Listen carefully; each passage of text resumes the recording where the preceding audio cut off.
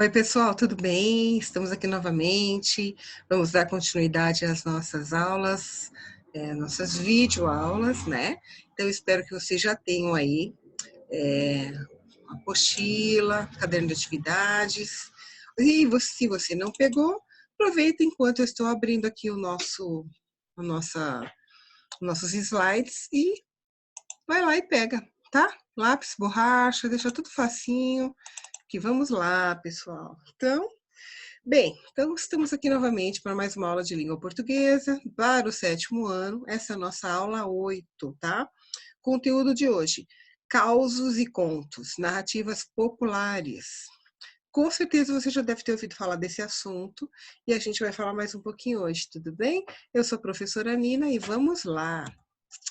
Olha, coloquei aqui para vocês a foto de um quadro, um quadro de um artista muito famoso, que retrata esse mesmo tema, assim, do interior, as pessoas do interior, a maneira de viver no interior. Isso do século XX, começo do século XX. O artista que pintou o quadro é o Almeida Júnior, tá? Esse quadro chama Caipira Picando Fumo. Tudo bem?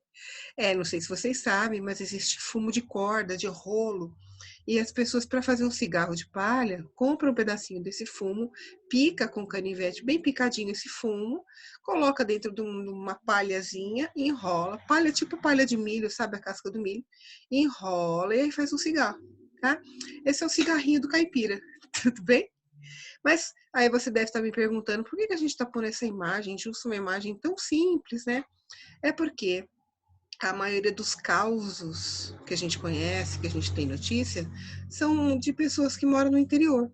E aí não interessa interior, se é interior de São Paulo, interior do Rio de Janeiro, interior do Rio Grande do Sul, do Nordeste.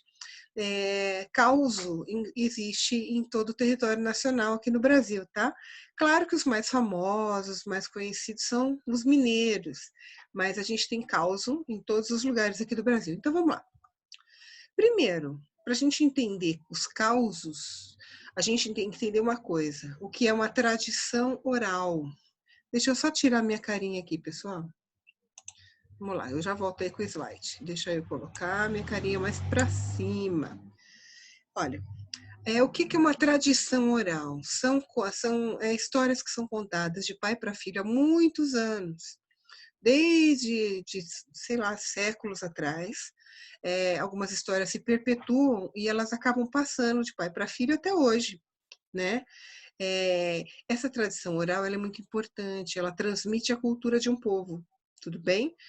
Isso a gente levar em consideração que há muito tempo atrás existiam muitos e muitos povos que não tinham escrita, e isso até antes da invenção da escrita, né? Tem lugares que, na verdade, não tem escrita até hoje. Tem povos que eles não têm escrita. A gente chama de povos ágrafos, né? A gente tem, por exemplo, alguns povos indígenas até hoje, né? É, mas a tradição oral, ela é muito importante porque ela transmite ensinamentos dessa cultura de pai para filho. E ela foi se perpetuando mesmo sem ter registro escrito, o que é mais legal ainda. Claro que depois de algum tempo, né, das pessoas começarem a ter a escrita, elas começaram a fazer esse registro até para não esquecer, tá? Mas vamos lá, vamos ler aqui. O que é a tradição oral?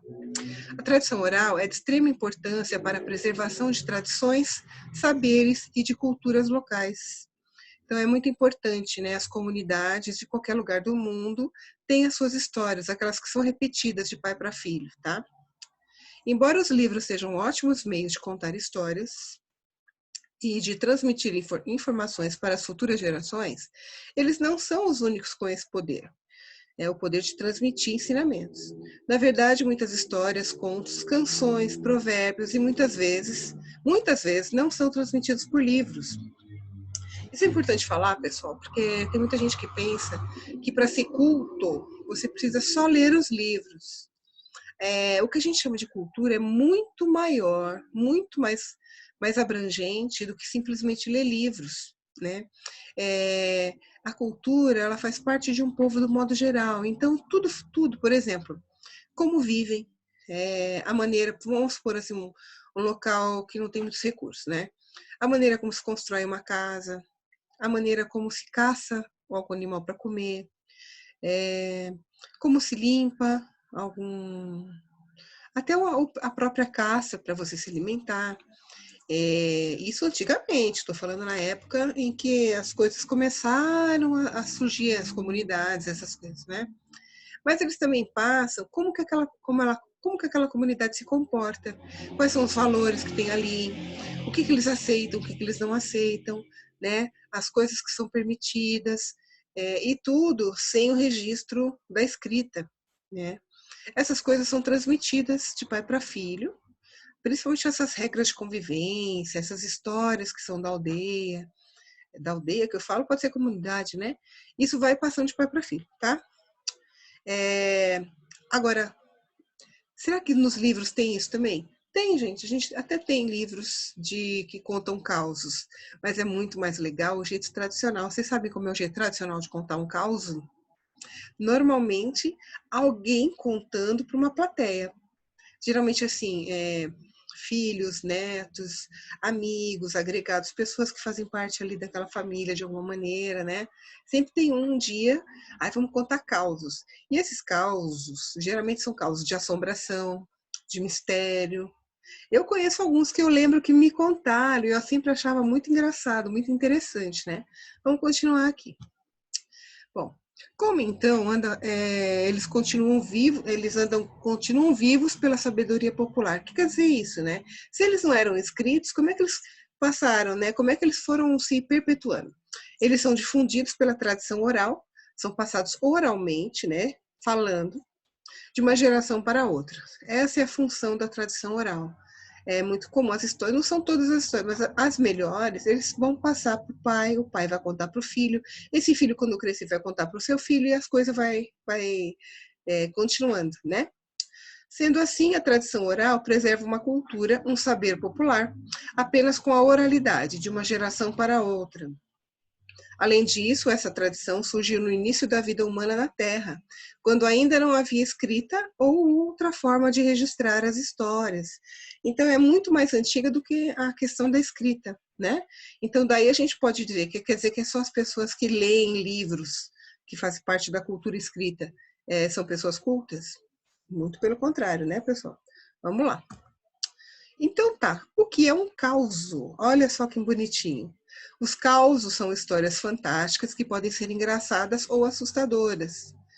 Pode ser fantástica, assim, de contar alguma coisa fantástica, sabe? De um ser, uma entidade, um duende, uma fada também. Mas pode ser simplesmente pessoas normais, tá bom? Mas elas podem ser engraçadas, assustadoras, tem uma série de possibilidades, né? Devem ser contadas obedecendo algumas regrinhas. Um caso, para ser bem contado, tem que conferir às palavras entonação, ritmo e até mesmo sotaque e expressões interioranas. Esses elementos são fundamentais para capturar a atenção de quem ouve e provocar as mais diferentes reações, sensações. Na verdade, é como se assim, eu tivesse aqui, de repente, falasse assim para vocês. Oi, eu vou contar um caso para vocês. E aí eu vou contar como uma pessoa me contou.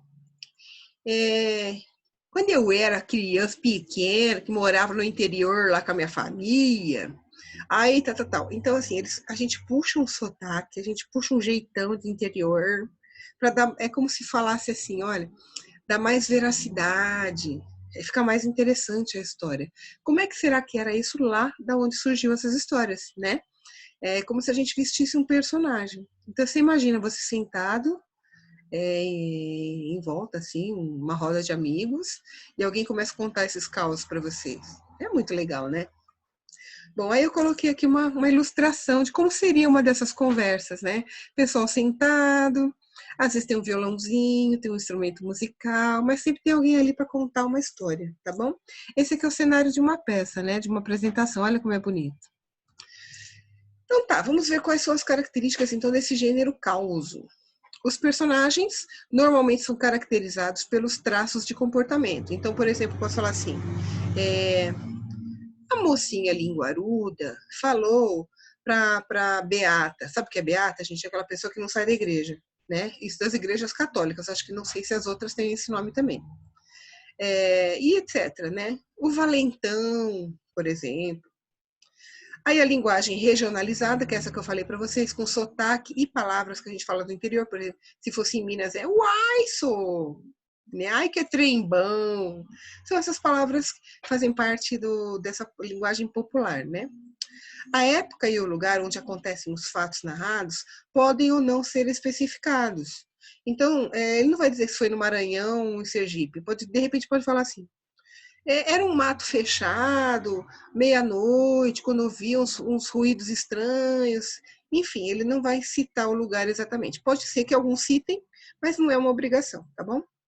Ó, geralmente não é possível identificar o autor da história. Porque, gente, você imagina uma coisa que surgiu, vamos supor assim, lá pelo século XVII. Aí o pai que inventou conta para o filho. O filho, quando cresce, conta para o próprio filho e assim por diante. Olha quantos anos se passaram desde o século XVIII. Você acha que essa altura do campeonato a gente tem como saber quem foi que criou a história? Sem contar que não fica só dentro da própria família. Aí são amigos que ouvem a história, que acham legal, vão contar para os outros. Então, assim, a história dissemina como se fosse um vírus, né, para fazer uma comparação com a internet de hoje em dia, com a rede social. E aí, no fundo, ninguém mais sabe quem é o autor. É isso, tá bom? Bom, é muito interessante, é bem gostoso de a gente ouvir uns causos.